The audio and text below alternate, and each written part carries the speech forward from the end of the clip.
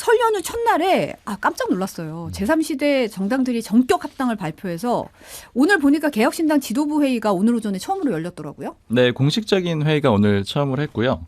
이준석 대표 발언을 좀 주목을 해봐야 되는데 이 표현이 좀 인상적이더라고요. 윤석열 대통령과 이재명 대표의 의미 없는 경쟁의 종말을 이제 끌어내겠다. 그런 개혁을 해내겠다라는 얘기를 했고요.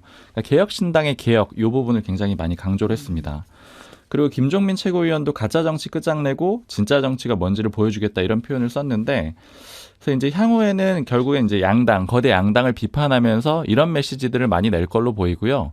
제가 개혁신당 쪽에 얘기를 들어보니까 이 메시지하고 함께 또 하나 강조하려고 하는 거는 이제 위성정당을 찍어서는 안 된다. 그러니까 그 점을 많이 강조할 거라고 해요. 물론 이제 이 개혁신당이 지역구에 많이 그 도전을 하기는 할 건데 그러나 실제로 지역구에서 의석수 가져오긴 좀 쉽지 않다라고 보고들이 있거든요. 그러니까 그러다 보니까 결국에는 이제 비례에서 정당 득표율을 얼마나 확보를 하느냐 이게 관건이 될 거고요.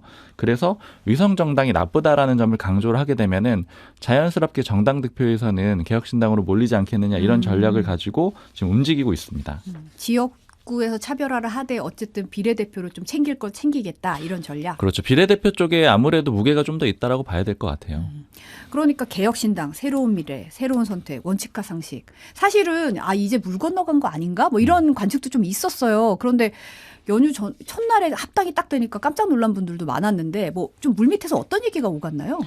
사실 해야 된다라는 얘기들을 많이 듣긴 했는데 저도 좀 방심을 했었거든요. 안 될 거라고 생각을 했어요. 방심을 하고 계셨군요. 네, 왜냐면은 이제 주변에서 조금씩 예를 들자면 뭐 새로운 미래라든가 아니면 원칙과 상식, 그다음에 뭐 김종민 의원 같은 경우에도 설 전에 꼭 해야 된다 이런 얘기들을 많이 했어요. 만약에 설이 넘어가게 되면은 약간 연합 형태로 갈 수밖에 없다. 연합 형태로 해가지고 지역구 의석은 못 내고 네. 지역구 출마자는 못 내고 그냥 연합하는 형태로 해가지고 비례만 같이 내야 될 것 같다 이런 얘기들을 했거든요. 그리고 특히 이제 설에 좀 밥상에 올려야 된다 이런 생각들을 가진 그 제3지대 인사들이 많았어요. 네. 그래서 이제 해보려고 한다라는 건 알고는 있었는데 워낙에 입장차도 크고 특히 이준석 대표 같은 경우에는 자강론 쪽에 조금 더 무게를 두고 있는 상황이었어가지고 안 되겠거니 생각을 했는데 굉장히 급격하게 이루어졌더라고요. 그래서 내용을 좀 물어보니까 이제 뭐 그 관계자 표현은 이거예요. 이렇게 표현하더라고요. 인정하고 싶지는 않은데 이원욱 의원하고 조응천 의원이 역할을 한 것 같다. 그러니까 이제 두 사람이 네. 원래는 새로운 미래에 합류하는 거를 좀 거부를 했잖아요. 같이 그렇죠. 들어가지는 않았잖아요. 근데 그때 들어가지 않고 나서 이제 나왔던 얘기들은 처음에 이제 이낙연 대표의 그 역할을 좀 줄이려고 하는 것이다. 그 역할을 좀 약화시키려고 하는 것이다. 거기에 대한 불만이 있는 거다. 아니면 뭐 당명에 대한 불만이 있는 거다. 이런 여러 가지 얘기들이 있었는데 그 중에 한 가지가 바로 이렇게 그 합치게 되면은 이준석 대 이낙연 이런 구도로는 합당이 좀 쉽지가 않을 거다. 빅텐트 치기가 어려울 거다. 이런 얘기도 같이 있었거든요. 네. 그냥 중텐트 두 개로 가는 거 아니냐 이런 얘기가 나왔었죠. 그렇죠. 그러니까 색채가 뚜렷해지면서 둘이 섞이기가 더 어려워진다라고 봤던 거죠. 근데 결과론적으로는 거기에 더 중점을 두고 합류를 안 한 걸로 그렇게 된 거고요. 얘기 들어보니까 이원욱 의원이 굉장히 푸시를 많이 했다 그래요. 그러니까 예를 들자면은 지금 4개 집단이 있는 거잖아요. 그렇죠. 거기다가 언제까지 어떤 의견은 뭐 언제까지 주세요 해가지고 굉장히 압박을 하고 의견을 또 다 취합을 하고 이런 과정들을 거쳐가지고 빠르게 진행이 됐다라고 하고요.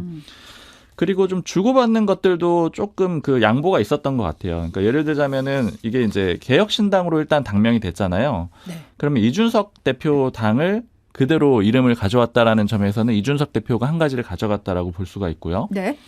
그다음에 공동대표 체제가 됐잖아요. 이낙연, 이준석 공동대표 체제가 됐는데 이거는 그 이낙연 대표가 하나 가져갔다라고도 볼 수가 있고 원칙과 상식이 양보했다라고도 볼 수 있습니다. 왜냐하면 원칙과 상식에서는 이낙연 대표가 전면에 서면 안 된다 이런 목소리가 있었거든요. 사실은 김종민 의원은 전면에 서도 된다 이런 입장이지만 이현욱 의원이나 조응천 의원은 좀 빠져야 된다 이런 입장이었어서 거기서도 3명 사이에 원래 셋이 원칙과 상식이었잖아요. 그 입장 차이가 있었던 건데 이런 부분을 보면 원칙과 상식이 한 발 물러섰다라는 걸 볼 수가 있고요. 네. 그다음에 최고위원들 보면은 개혁신당, 새로운 미래, 새로운 선택, 원칙과 상식 각각 한 명씩 추천을 하게 되거든요. 네.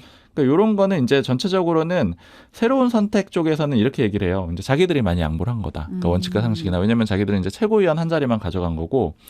그다음에 총괄선대위원장 이건 이낙연 대표가 맡았잖아요. 이거는 이제 이낙연 대표 쪽에서 가져간 건데 사실은 조금 수면 아래서 나오는 얘기는 총괄선대위원장이 굉장히 중요할 수가 있다. 왜냐하면 이게 지금 역할이 어떻게 될지는 좀 아직은 헷갈리는 상황이에요. 왜냐하면은 보통은 당에서 선대위로 넘어가는 거잖아요. 네. 그러니까 당대표 체제에서 선대위 체제로 넘어가게 되는 건데 당대표 체제에서 공천을 상당 부분 다 정리를 한 다음에 선대위 체제로 넘겨요. 선대위 체제는 비유하자면 새로운 당대표 체제가 되는 겁니다. 그러니까 선거에서는 이 사람들이 그러니까 대장이고 리더고 이러는 거거든요.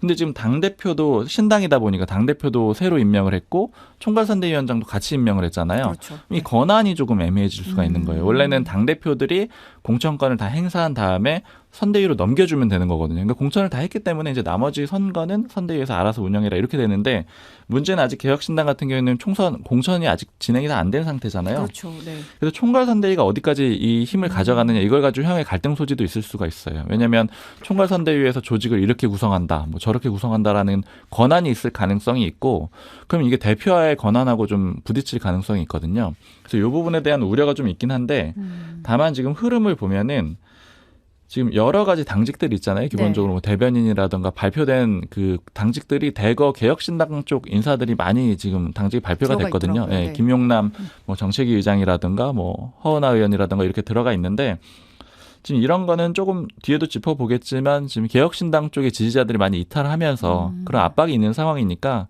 이 개혁신당 쪽에 좀 힘을 들어주는 그러니까 손을 들어주는 그런 결정을 내부적으로 좀 한 걸로 보이고요. 네. 그다음에 이렇게 그래서 전체적으로 나눠보면은 당명은 이준석 대표, 총괄선대위원장은 이낙연 대표 이렇게 가져갔고 그다음에 공동대표는 각각 가져갔으니까 그럼 완전히 똑같이 가져갔네 이렇게 볼 수가 있잖아요. 그렇죠. 그럼 뭐 이게 자강론을 주장하던 이준석 대표가 어떻게 이걸 수용했을까? 제가 좀 얘기를 들어보니까 이게 지난주 버전이기는 한데 6명이잖아요, 지도부가. 네. 당대표가 2명이고 최고위원이 4개 그룹에서 1명씩 추천했으니까 총 6명이 되는 건데 그럼 이게 좀 일반적이진 않아요, 지도부가. 왜냐하면 보통 홀수로 하거든요. 의결을 해야 되잖아요. 그러네요. 네. 다수가 나와야 되는데 그러면 6명이면 3대3 이런 식으로 나올 가능성도 꽤 있고요. 그렇죠. 네. 그래서 얘기를 들어보니까 3대3일 경우에는 이준석 대표한테 권한을 주기로 했다라고 합니다. 결정 권한을. 네. 이건 이제 지난주 버전이긴 하고 아직 논의 중인 내용일 거예요. 그리고 공표하는 내용도 아니기 때문에 네. 뭐 알려진 내용은 아닌데 그리고 만약에 4대2까지 나온다. 이 경우에는 이준석 대표가 결정하지는 못하도록 한다라 그래요. 그러니까 그거는 이제 너무 많이 그러니까 이준석 대표가 반대 의견일 때 소수 의견일 때 4대2가 나오면 그건 결정하지 못하는데 3대3까지는 이준석 대표한테 일종의 뭐 인센티브를 주는 그런 방향으로 결정이 됐다라고 하고요. 그리고 이제 공천도 아직 뭐 방향이 나오지는 않았는데 제가 사전에 들은 얘기로는 지금 그러니까 여러 가지 신당이 좀 일정이 헷갈릴 수가 있어요. 아까 말씀드린 총괄선대위도 그렇고 공관위도 이제 띄우게 되면 또 이게 머리가 아파요. 왜냐하면 공관위원장도 막대한 권력을 갖고 그렇죠. 있는 거잖아요. 네. 그러니까 공관위원장 당대표도 안 그래도 있고. 외부 인사로 한다고 하고 지금 추천받았다는 얘기는 들었는데. 그렇죠. 네. 그래서 요거 관련해서도 아직 얘기들이 좀 있는 것 같은데 어쨌든 그룹에 따라서 지분을 좀 나눠 갖는 그런 방식으로 하되 경선을 해가지고 뽑는 방식으로 해가지고 공관위원장의 힘은 좀 낮출 가능성이 있습니다. 이게 이준석 대표의 스타일이기도 하잖아요. 그러니까 공개적으로 경쟁을 시켜가지고 네. 움직이는 그런 방향으로 좀 갈 것 같습니다. 지금 보니까 뭐 이준석 대표 오늘 아침 라디오에 나와서는 흡수 합당 현실이다. 이낙연 대표는 이제 공동 대표로 모시고 예우하는 방향으로 처리하게 된 것이라고 설명을 하긴 했는데 지금 보니까 이준석, 이낙연 두 사람의 출마 지역도 여러 가지로 오르내리고 있더라고요. 네.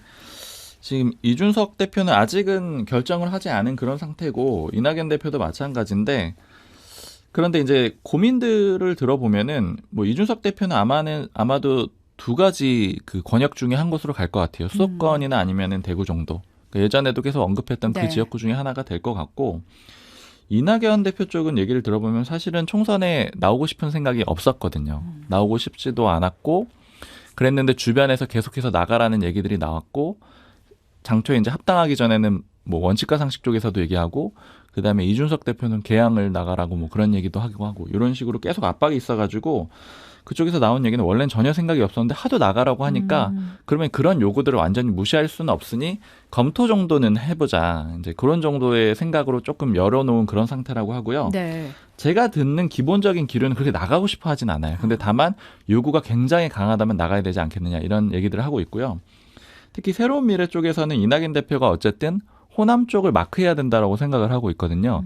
그리고 새로운 미래 쪽에 뭐 관계자가 하는 얘기가 지금 민주당 쪽에서 매번 하는 얘기가 일종의 이낙연 대표가 악마화돼 있다라는 거예요. 그래서 호남 쪽에서 이낙연 대표는 인기가 없다 이런 이미지가 박혀 있는데 이낙연 대표가 호남에서 인기가 없으면 어디에서 인기가 있겠느냐. 그러니까 실상은 그렇지가 않다. 그리고 물론 일단 지금 윤석열 정부 심판해야 된다는 여론이 강해서 거기서 이탈하는 세력에 대해서 불만이 있을 수가 있지만 이낙연 대표가 꾸준히 가가지고 설득하고 하면은 넘어올 사람들이 굉장히 많다라고 해서 거기에 맡길 거고 그다음에 모 관계자의 얘기는 지지율만 나오면은 뭐 호남도 나갈 수 있지 않겠느냐 뭐 이런 얘기들도 고민을 하고 있다라고 하고요. 아니면 되게 상징적인 지역구들 있잖아요. 그런데도 좀 출마를 할 수 있다라고 하는데 예를 들면 뭐 김종민 의원이라든가 이낙연 대표 이런 인물들은 뭐 아주 서울의 상징적인 지역들 뭐 예를 들자면 뭐 용산 같은 데가 될 수도 있겠고요. 뭐 그런 데들을 나갈 수 있다 이런 얘기들을 하고 있습니다. 네. 그리고 오늘 조홍천 의원하고 이현우 의원은 출마 선언을 했는데 이제 그 지역구들이죠. 네. 경기 남양주, 그다음에 경기 화성 각각 출마하겠다라고 했고, 요거는 이제 개혁신당 이름으로 나가겠다라고 한 겁니다. 그래서 이제 이런 움직임은 사실은 지역구 자체를 크게 바꾸지 않았기 때문에 어디에 더 중점을 둬야 되냐면은 지역구로 나간다라는 거에 좀 중점을 두셔야 될 것 같아요. 지역구로 나간다. 네. 왜냐하면 개혁신당은 아까 말씀드린 대로 지역구에서의 승리 가능성이 뭐 없다라고 단정하기는 좀 그렇지만 약해요. 낮은 게 현실입니다. 왜냐하면 양당 거대 양당이 되는 게 일반적이니까요. 그런데 이렇게 주요 인사들이 지역구로 나가주면은 결국 비례대표 자리가 상당 부분 비게 되는 거잖아요. 네. 그럼 이제 여기에다가 새로 들어오는 영입하는 인재라던가 아니면 어떤 교섭권으로 사용할 수 있거든요. 그래서 그런 점을 좀 봐야 되고 그래서 이준석, 이낙연 대표 그다음에 조홍천, 이현우 의원 다 지역구 나가는 것도 김종민 의원도 지역구 나가겠다라고 이제 예고를 했거든요. 기자들한테. 네. 그런 것들을 좀 주목해서 보시면 될 것 같습니다. 근데 아까도 잠깐 얘기 있었지만 사실 이제 합당 전에 개혁신당, 뭐 편의상 구개혁신당이라고 하면 여기 당원들 사이에서 이번 합당에 대해서 굉장히 강하게 반발하면서 탈당하겠다 이런 움직임도 있었잖아요. 네. 12일까지 그 2월 8일 날 합당 선언이 나왔었죠. 그러니까 나흘 동안 1000건 넘게 탈당 관련 글이 올라왔고 지금 이준석 대표가 집계를 해봐야 될 텐데 어제 이준석 대표한테 그 언론사에서 물어봤을 때는 정확한 집계를 아직 하지 못했다. 설 연휴라서 이제 구체적인 숫자를 밝히고 있지는 않아요. 근데 글이 실제 1000개 정도 올라왔고 그다음에 이게 실제 어느 정도 탈당 서류를 냈는지는 아직 알 수가 없는데 굉장히 많은 사람들이 나가려고 하는 것은 좀 사실이라고 볼 수가 있고요. 결국 이거는 이제 이준석 대표의 전통적인 지지층이라고 할 수 있는 그 2030 남성들이 이 합당하는 대상에 대한 불만들을 표출한 거거든요. 뭐 대표적으로 배복주 부대표 아니면은 또 류호정 전 의원 그다음에 이낙연 대표와의 합당에 대해서도 의구심을 품는 그런 지지자들이 많아요. 왜냐하면 어쨌든 보수 성향이라고 생각을 해왔고 그 안에서 보수를 개혁하는 그런 그 지도자라고 이준석 대표를 생각을 해왔는데 거기랑 다른 방향이라고 보다 보니까 이런 분위기들이 좀 나오고 있는 거고요. 그래서 이준석 대표 굉장히 조금 달래기에 많이 나섰고 개혁신당 전반적으로 봐도 그런 분위기가 있어요. 아까 제가 말씀드린 게 대표적으로 당직 같은 것들. 네. 개혁신당의 틀을 상당히 많이 유지해주고 있거든요. 뭐 이기인 대변인이라던가 뭐 허은하 전 의원 그다음에 뭐 김용남 정책위 의장 뭐 이런 사람들을 다 대거 앞에 내세웠기 때문에 이런 것들은 나머지 집단에서 상당 부분 좀 양해를 해주고 달래기 내에 나선 것이다 이렇게 볼 수 있을 것 같습니다. 네.